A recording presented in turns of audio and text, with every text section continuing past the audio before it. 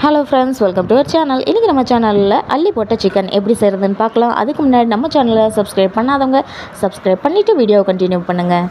இப்போ வாங்க வீடியோக்குள்ளே போகலாம். ஒரு மிக்ஸி ஜாரில் பெரிய வெங்காயமும் தக்காளியும் எடுத்து கொரப்பாக அரைச்சிக்கோங்க.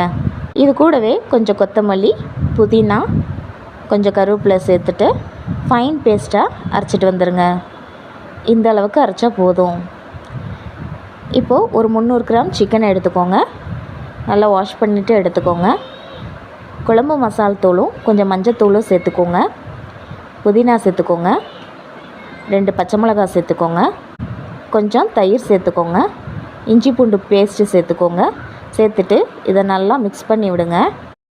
நல்லா மிக்ஸ் பண்ணிவிட்டு ஒரு 10 மினிட்ஸ் நல்லா ஊறட்டும். இப்போ ஒரு குக்கர் எடுத்து வச்சுக்கோங்க. எண்ணெய் சேர்த்துக்கோங்க. எண்ணெய் காஞ்சதுக்கப்புறமா நம்ம அரைச்சி வச்சுருக்கிற வெங்காய தக்காளி பேஸ்ட்டு சேர்த்துக்கலாம். சேர்த்துட்டு நல்லா மிக்ஸ் பண்ணி விடுங்க.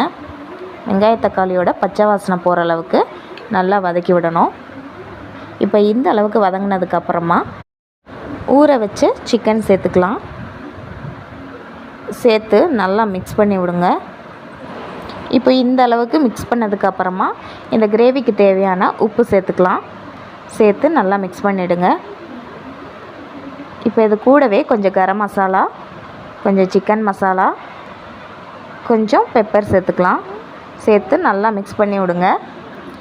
தண்ணி சேர்க்க வேண்டிய அவசியம் இல்லை. சிக்கனில் இருக்கிற தண்ணியும் தயிரில் இருக்கிற தண்ணியும் இதுக்கு போதுமானதாக இருக்கும். இப்போது குக்கரை மூடி வச்சுட்டு ஒரு விசில் வந்தால் போதும். இப்போ ஒரு விசில் வந்துருச்சு. நம்மளோட அள்ளி போட்ட சிக்கன் எப்படி இருக்குன்னு பார்க்கலாம். நம்மளோட அள்ளி போட்ட சிக்கன் சூப்பராக ரெடி ஆயிடுச்சு.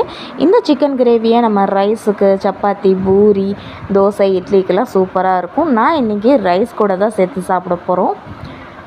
ஸோ சுட சுட ரைஸ் கூட இந்த அள்ளி போட்ட சிக்கன் கிரேவியை சேர்த்துட்டு சாப்பிட்டு என்ஜாய் பண்ணலாம். நீங்களும் உங்கள் வீட்டில் இதே மாதிரி ட்ரை பண்ணிவிட்டு எனக்கு கமெண்ட் பாக்ஸில் சொல்லுங்கள். பாய்.